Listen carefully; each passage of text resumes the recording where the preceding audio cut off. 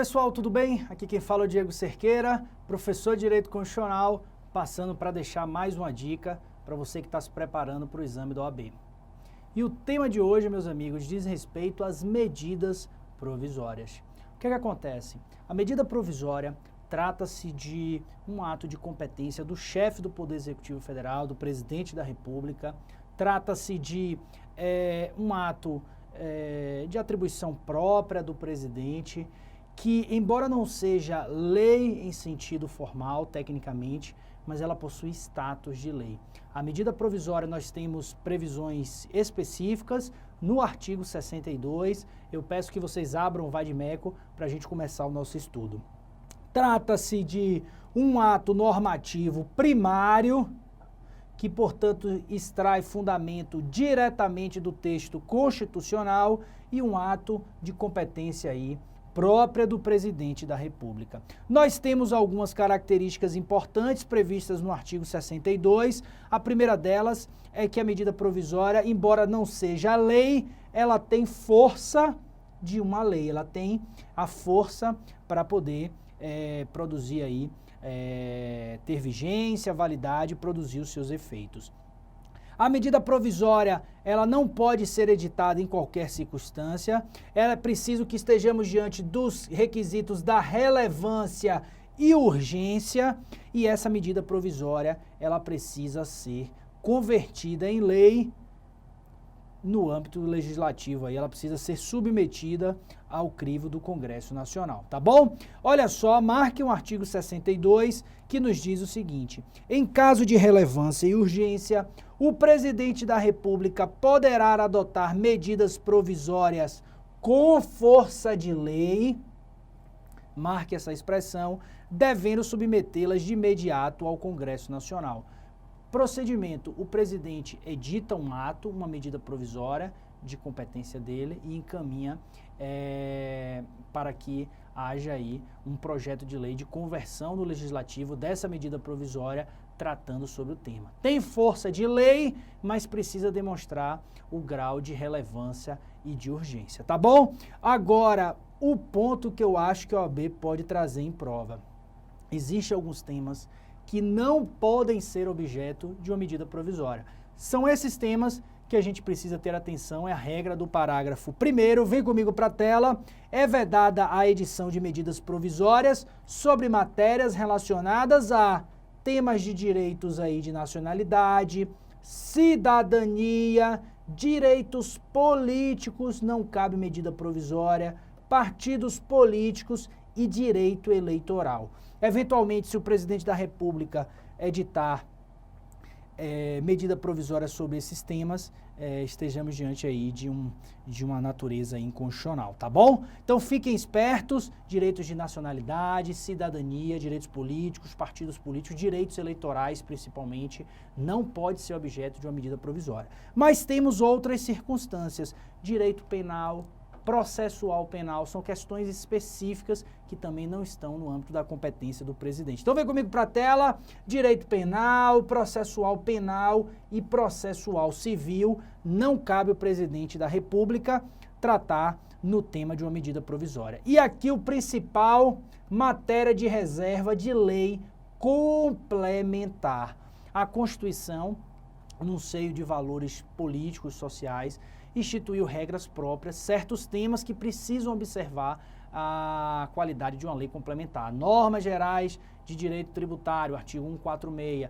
Temas relacionados às finanças, precisa de lei complementar. Então, se o tema necessitar de lei complementar, não pode o presidente da República dispor sobre essa matéria. Não pode o presidente da República, por exemplo, dispor sobre fato gerador, base de cálculo, definição de contribuinte, prescrição e decadência tributária.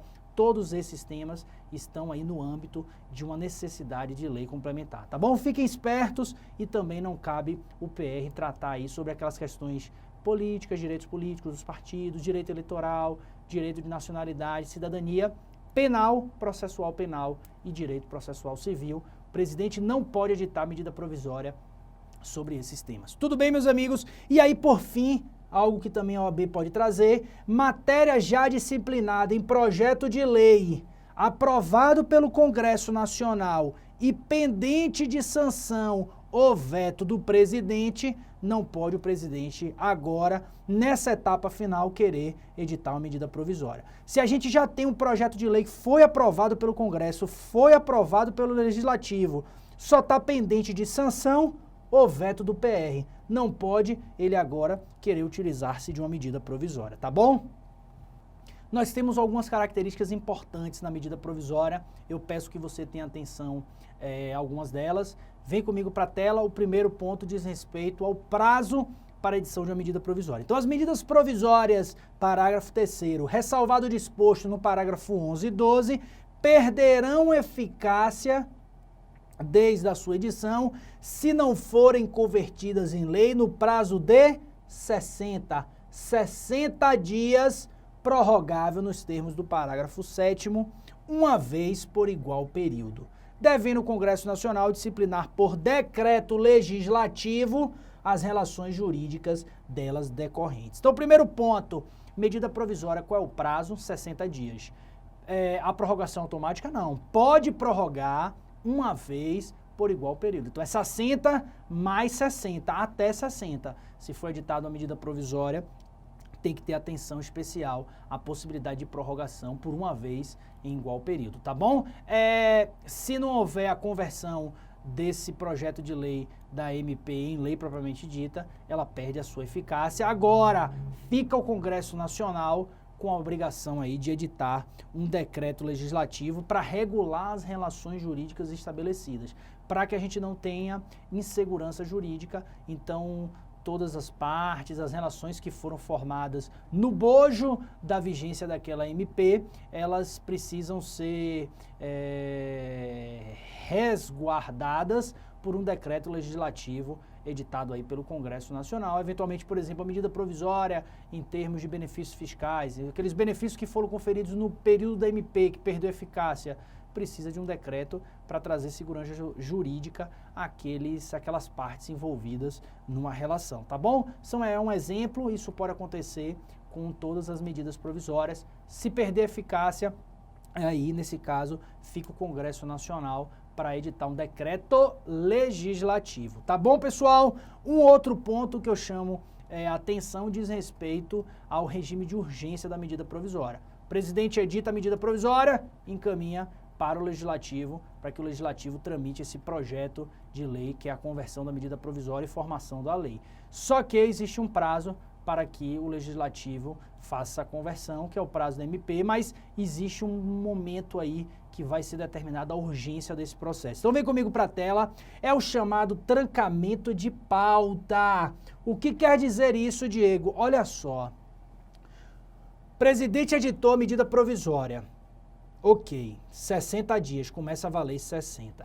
Se no 45º dia que o Legislativo tem para apreciar a matéria, não houver apreciação dessa matéria, a medida provisória, ela tranca a pauta onde está tramitando esse projeto de conversão da MP em lei. Então, o presidente editou uma medida provisória, encaminhou ao Legislativo, haverá um projeto de conversão da MP em lei, começa a correr o prazo de 60, se chegar nos 45 dias e não houver a apreciação dessa matéria, por exemplo, na Câmara, ou eventualmente está tramitando no Senado, não foi apreciada ainda, tranca a pauta da Casa Legislativa. Qual é o objetivo disso, Diego? Forçar que a Casa Legislativa aprecie essa matéria. Agora, o trancamento de pauta implica em suspensão do prazo dos 60? Não. Isso é uma medida, é uma técnica dentro do Legislativo para forçar a Casa Legislativa a apreciar a matéria. Tranca a pauta, a partir de agora não analisa nada. Então, vai ficar tudo preso, o Legislativo vai ter que se sensibilizar e vai ter que se mobilizar para poder analisar aquela medida provisória e destrancar a pauta e permitir que outras matérias possam ser deliberadas. Isso é um instrumento constitucional, um instrumento viável, importante. Agora, não suspende o prazo de 60, continua a correr 60, isso é só para fins de dar celeridade, tá bom? Aí vem comigo para a tela, o fato não interromperá a contagem do prazo de 60 mais 60, e aí a gente pode ter o trancamento de pauta e pode sim ter expiração de prazo. Trancou a pauta no 45º dia. Não foi prorrogada a MP, com 60 dias ela perde vigência e perde eficácia. Mesmo tendo trancamento de pauta, isso não foi o suficiente para que o Legislativo pudesse deliberar a matéria por diversas questões políticas, de acordo de lideranças. A gente está diante de uma casa legislativa que precisa ter acordos para que certas matérias possam ser deliberadas. Tudo bem? E no caso, se a medida provisória perder a sua eficácia, ela acaba tendo aí, desde o seu decurso do prazo, desde a sua edição, né, por decurso do prazo, a medida provisória perde eficácia. Mas a gente fica com aquela condição ali do decreto legislativo para regular as relações jurídicas. Marque um parágrafo 6º, olha o que nos diz o parágrafo 6º. Se a medida provisória não for apreciada em até 45 dias contado de sua publicação, entrará em regime de urgência, subsequentemente em cada uma das casas do Congresso Nacional, ficando sobrestadas até que se ultime a votação todas as deliberações legislativas da casa em que estiver tramitando a matéria. Tá bom? Então, muito importante para fins de prova, o Instituto da Medida Provisória, só para fechar, um entendimento novo do Supremo Tribunal Federal em relação às emendas parlamentares que são inseridas nesse contexto de conversão da medida provisória num projeto de lei.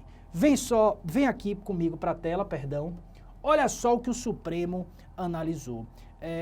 Existia no âmbito do Legislativo diversas emendas parlamentares que estavam sendo inseridas num projeto de conversão de uma medida provisória, em que essas emendas parlamentares, elas não estavam guardando conexão, não estavam guardando relação com o conteúdo da MP. Por exemplo, uma medida provisória sobre benefícios ou sobre uma matéria específica de direito tributário. E havia emendas parlamentares que não guardavam qualquer relação com esse tema. E o Supremo passou a entender um instituto importante chamado contrabando legislativo. Os parlamentares estavam se utilizando das emendas parlamentares para que nesse projeto de conversão outros temas pudessem ser inseridos dentro do contexto de uma lei ordinária. Vem comigo agora para a tela. Olha só a ideia do Supremo Tribunal Federal. O STF passou a entender que o Congresso Nacional não pode incluir em medidas provisórias editadas pelo Poder Executivo emendas parlamentares, ou seja, novos conteúdos que virão a ser inseridos dentro de um contexto de uma lei que não tenham pertinência temática com a norma. Em outras palavras, alterações em medidas provisórias devem ter pertinência temática com o seu texto original. Caso as emendas parlamentares em medida provisória sejam estranhas ao conteúdo do texto original, fica configurado o chamado contrabando legislativo, prática vedada pela nossa Constituição Federal. Entendimento importante do STF para fins de prova. Se o OAB for um pouquinho mais além, vocês irão acertar essa nova novidade, tá bom? Mas vale uma atenção também ao que comentamos nas disposições constitucionais das medidas provisórias. Um abraço, pessoal, continue firmes na jornada e até a próxima dica.